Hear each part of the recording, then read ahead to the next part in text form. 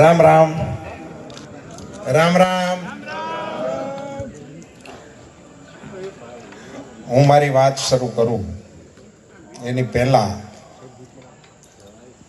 મને જે ફિલિંગ આવી છે એને પહેલા વ્યક્ત કરી દઉં, પછી મારી વાત શરૂ કરું. મારા એક નિવેદનને કારણે જે ક્ષત્રિય સમાજમાં રોષ ફેલાણો એની મેં અનુભૂતિ પણ કરી. મેં તો પહેલો ફોન આવ્યો એને જ કહી દીધું હતું કે મારી તો આવી કોઈ ભાવના હોય નહીં, છતાં આપને એમ લાગ્યું હોય તો હું માફી માંગુ છું. અને મેં તો પછી એવી એને સલાહ પણ આપી ભાઈ કે તમને એમ લાગતું હોય કે મારે આવું લખવું જોઈએ કે આવું બોલવું જોઈએ, એવું મને મોકલો તો હું એ પણ લખી દઉં. મેં તો એમાં સહજ ભાવ એવું કીધું હતું. એ વાત તો અલગ છે, પણ પછી જે અત્યાર સુધી ચાલ્યું અને અત્યારે હું અહીંયા આવું એવી અમારે જયરાજસિંહભાઈ વાત થઈ હતી કે કાલ 7 વાગે 7 સાડા 7 સુધીમાં તમારે અહીં પહોંચવું.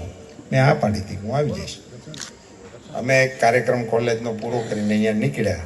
અહીંયા હું પહોંચું ત્યાર પહેલાંની મારી મનસ્થિતિ અલગ અલગ હોય, પણ પહેલી વખત હું ચૂંટણી સભામાં જતો હોઉં રૂટીન કાર્યક્રમમાં, જે હું વાંકાનેર વિસ્તારમાં ગયો હોઉં, ક્યાં ગયો અને ઢોલ નગારા સાથે મારું ત્યાં સ્વાગત થાય એ ક્ષત્રિયો સિવાય કોઈ કરી ના શકે. કોઈ કરી ના શકે, એ શક્ય જ નથી. એ ત્યાંથી જ મારું ઊંધી રીતે સ્વાગત થવાની સંભાવના હોય. એ બટ નેચરલ છે. એ મારી પણ એમાં કંઈ મને એવું અતિશયોક્તિ કહેવાનું પણ કોઈ કારણ નથી. આજના કાર્યક્રમમાં મંચ પર બિરાજમાન રાજ્યસભાના મારા સાથીદાર કેસરી દેવસિંહજી, બીજા મારા રાજ્યસભાના સાથીદાર રામભાઈ, ભાઈ મહેન્દ્રસિંહ સરવૈયા અને ભરતભાઈ બોગરા, બે અમારા પ્રદેશના આગેવાન, કિરીટસિંહજી રાણા, ગુજરાત સરકારના પૂર્વ મંત્રીશ્રી, અલ્પેશભાઈ ઢોલરિયા, જિલ્લા ભાજપના પ્રમુખશ્રી, ધવલભાઈ દવે, અમારા પ્રભારી રાજકોટ જિલ્લાના, પૃથ્વીરાજસિંહજી જાડેજા, તાલુકા પંચાયતના અધ્યક્ષ, વિરેન્દ્રસિંહ ઝાલા, અમારા મહામંત્રી રાજકોટના, નરેન્દ્રસિંહ ઝાલા, મહામંત્રી મોરબી જિલ્લો ભાજપ,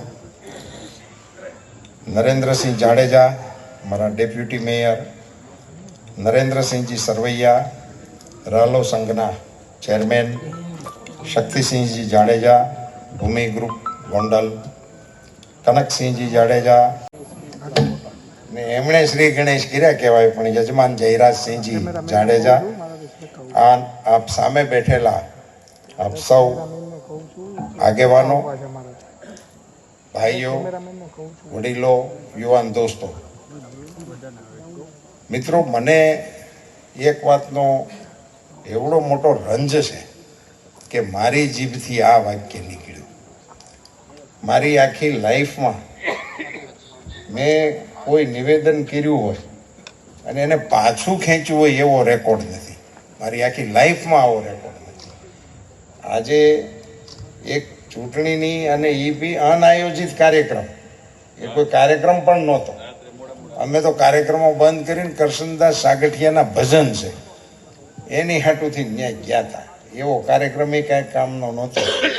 એમાં મારા થયેલા ઉચ્ચારણથી આજે મારી પાર્ટીને મારા કારણે સાંભળવાનો વારો આવ્યો.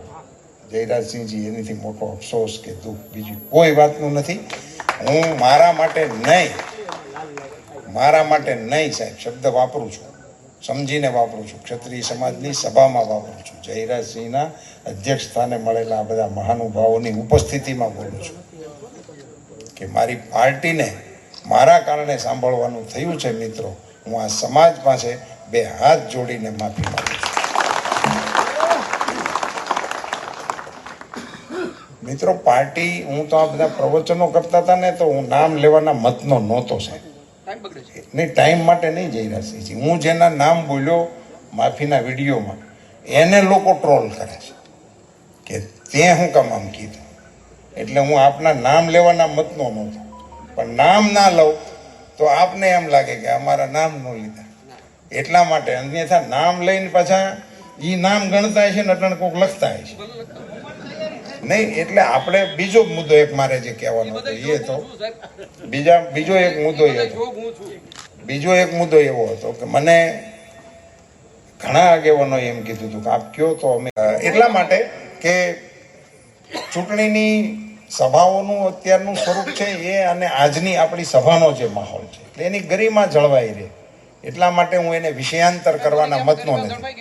નહીં, એટલે વિષયાંતર ન થાય એટલા માટે. અન્યથા હું તો અપીલ 1-2 મતની જ કરવાના ચૂંટણીઓમાં છું. ધીરજભાઈ, આપણા દેશની સેનામાં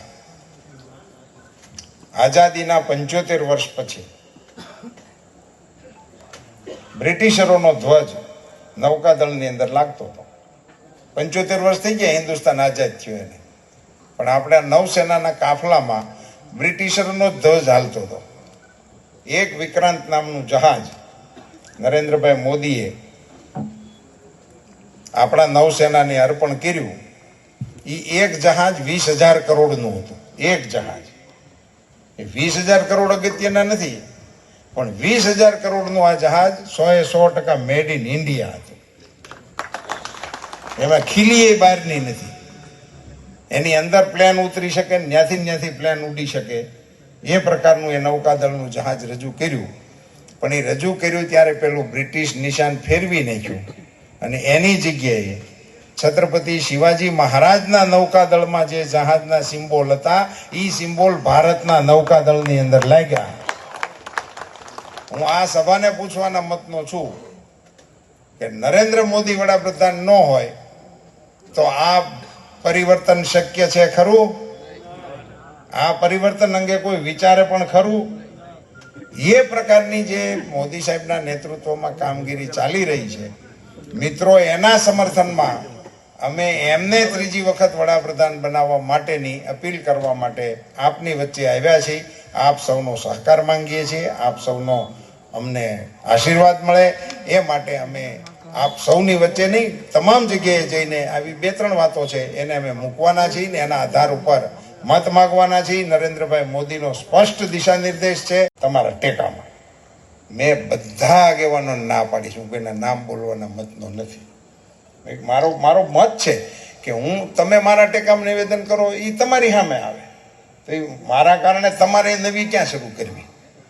એટલે હું આ સંપૂર્ણ ક્ષતિ મારી વ્યક્તિગત ક્ષતિ છે અને એનો જવાબદાર પણ હું જ છું. અને એના કારણે ક્ષત્રિય સમાજના પણ કોઈ આગેવાનોને કંઈ પણ નાનું મોટું કરવાનું આવે એ પણ મારા મનમાં ઈચ્છા નથી.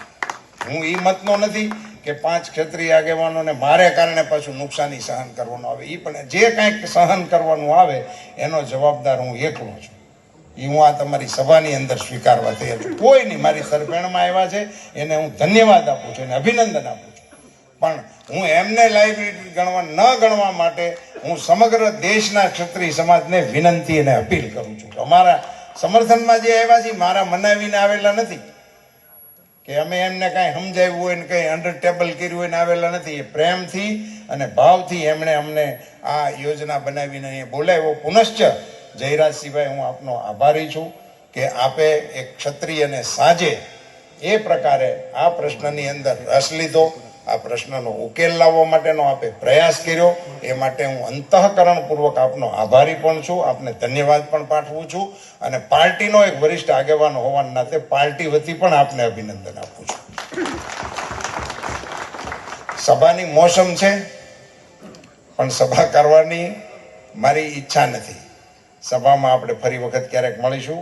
ગોંડલમાં મેં ઘણી સભાઓ કરી છે, લીંબડીમાં ઘણી કરી છે.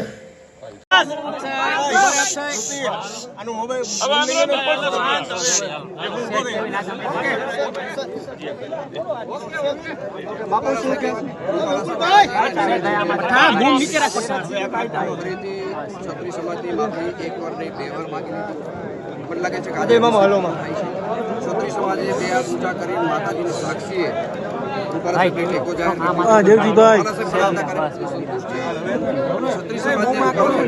ચેતનભાઈ સમાજને પૂરો સંતોષ છે. એટલે કોઈ રોષ જેવી બાબત હવે આ ક્ષેત્રમાં રહી નથી. બાપુ, અત્યારે સમાધાન પણ થઈ ગયું છે છતાં પણ આવતીકાલે કદાચ કોઈ એવા વ્યક્તિઓ આંદોલન એના માટે હું ખાસ કહી દઉં આમાં બધા આવી ગયા છે ને? મેં મારા ભાષણમાં જે વાત કરી એ જ વાતો ફરીથી કરવા માંગુ છું. આવું કાંઈ મને આવડતું જ નથી. કોઈ જાતનું મોબાઈલ મને ખબર જ નથી પડતી. મારા વિશે કોઈ સારું કહે એવું મેં કોઈ જોયું નથી. કોઈક મને વાત કરે કે ભાઈ તમારા વિશે બહુ સારું નહીં તો હું એમાં જોતો જ નથી. કોઈએ બી તમારા વિશે ખરાબ લખ્યું છે તો હું જોતો નથી.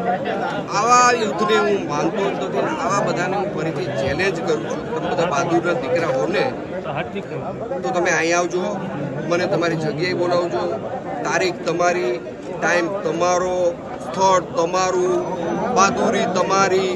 મને બોલાવો ને હું એકલો આવીશ અને તમારી સામે ફેસ ટુ ફેસ તમે જે ભાષાથી વ્યવહાર કરવા માગતા હો એનાથી નહીં પણ આગળ જઈને માત્ર ને માત્ર સોશિયલ મીડિયાવાળા મિત્રો જે ઉછળકૂદ કરે છે એને કહું છું, જેને આ કાર્યક્રમ ગમ્યો નથી એને કહું છું, મને વહેલી તકે બોલાવે અથવા તો મને મળવા આવે એટલે દૂધને પાણી થઈ જાય. તમામ ક્ષત્રિય આગેવાનો ઉપસ્થિત છે તો આ વિવાદનો અંત અહીં જાહેર કરવામાં આવ્યો. આ વિવાદનો અંત અહીંયા જાહેર જ કરવામાં આવે છે. જે દરિયા તરિયા વગરના આમથી આમ તો એમના માટા મારે છે એના વચ્ચેની આ વાત છે. આ વાત કોઈ સમાજને સ્પર્શ થતી નથી. ઓકે.